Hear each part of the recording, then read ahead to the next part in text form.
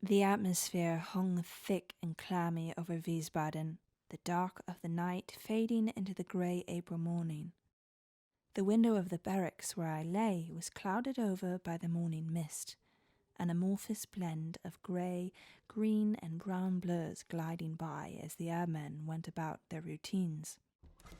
The door opened and several aviators walked in, Lieutenant Burgess and the 9 other crew members of the Turbulent Turtle.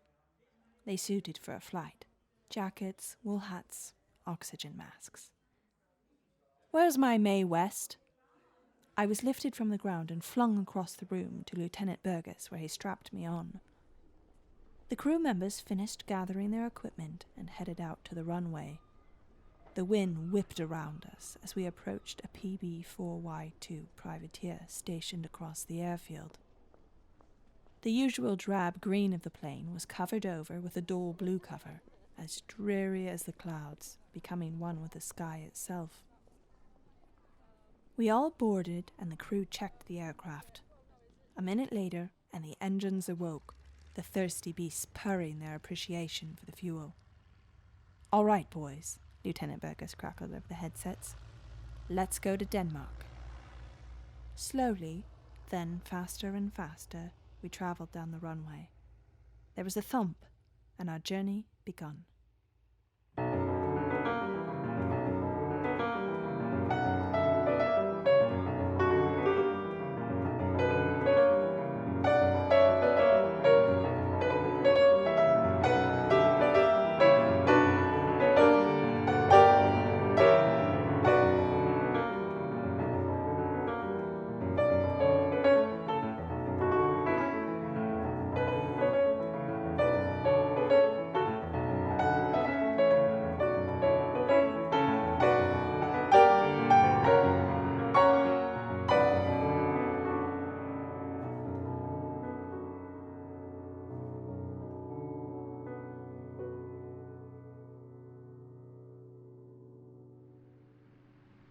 Riding in a privateer is what I imagined a rodeo to feel like. The bucking of the wind, the rattling of the engines, and worrying every second that you'd be thrown from your throne and left in a wake of indignity. The lieutenant flicked open his pocket watch, a memoriam of his family heritage, and set it on the dashboard. He carried it with him everywhere, raising the roof of the mess hall with tales of his forefathers, who fought bears in the Rockies, raided speakeasies, and caused mayhem wherever they went. And now Burgess took it with him on his own adventures, into the skies of the Cold War.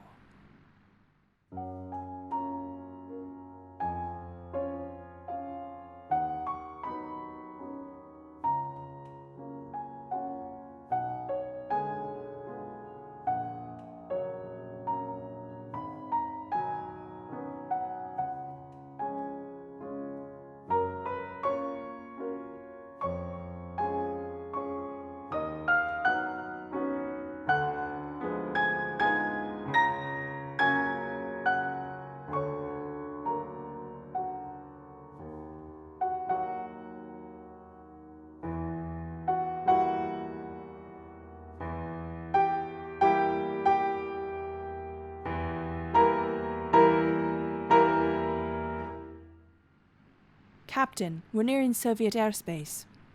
I woke from my pondering, the voice of the navigator crackling over the radio. "Aircraft at 10 o'clock. Origin unknown." "Keep an eye on it."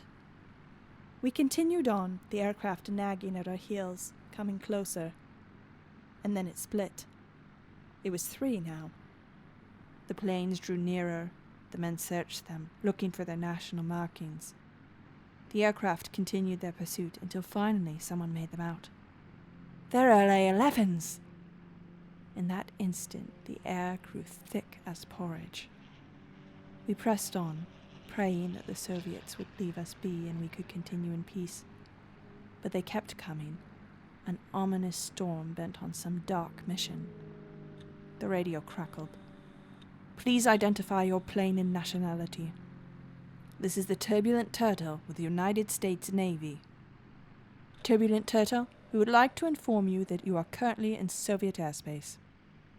"We are aware of that." We request that you return with us to the Vineyard Air Base. You get out yourself, commies, growled Lieutenant Burgess.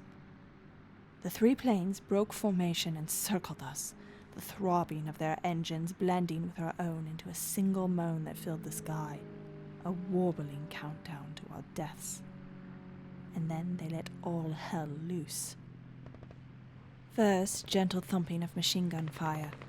Then they grew louder as they found their target, punching holes in the fuselage of our aircraft. The first engine on the left was hit, going up in smoke, like the hopes and dreams of the men they carried.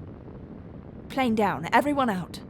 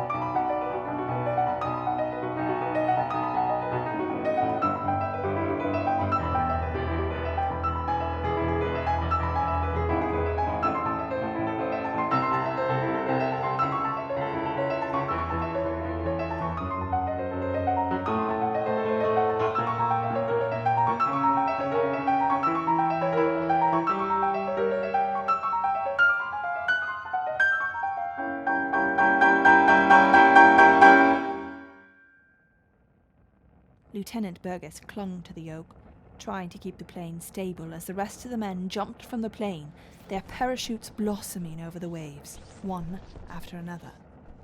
At last, the lieutenant and I were left to ourselves, the rest of the plane deserted. Out of the cockpit window, the engine flashed orange through the plume of smoke. "Let's get out of here." The lieutenant grabbed his parachute and ran towards the door. He tightened its straps. Below, the ocean waited for us. Then a cloud of fire tore open in our faces, the damaged engine exploding. A piece of shrapnel sliced across Burgess's chest, severing both myself and the parachute from his body. We fell.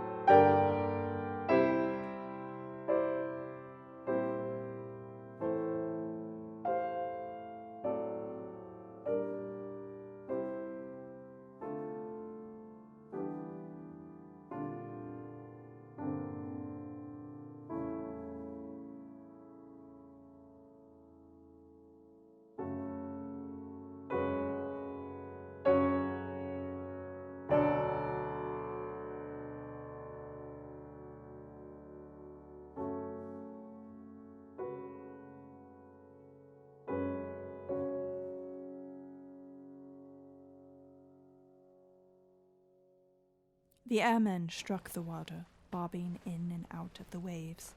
Dolls dashed about at the whims of a much larger will than their own. They inflated life rafts between them and climbed in. I hit the ocean, the brine drenching every stitch of my fabric. Above us, the Soviet planes headed back east, back to their home. We bobbed in the ocean, stranded in the vast blue expanse, lost from earth and man, with nowhere to go and no one to save. I lay in the swath of brine as the flyboys drifted east.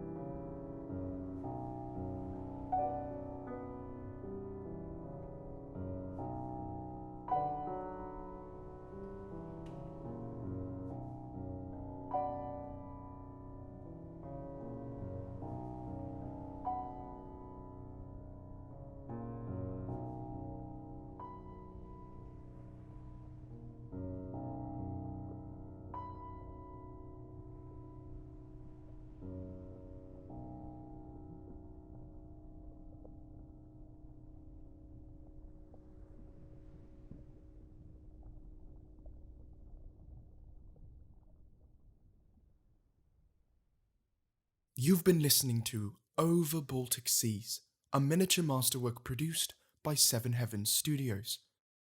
Over Baltic Seas was written by Caleb Kleveter, with music composed and performed by Caleb Smedra, and artwork and voiceover by Madeline Kleveter.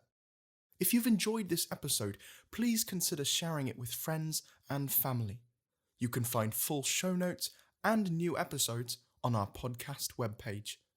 Until next time, I'm your host, Caleb Smedra, and this is Miniature Masterworks.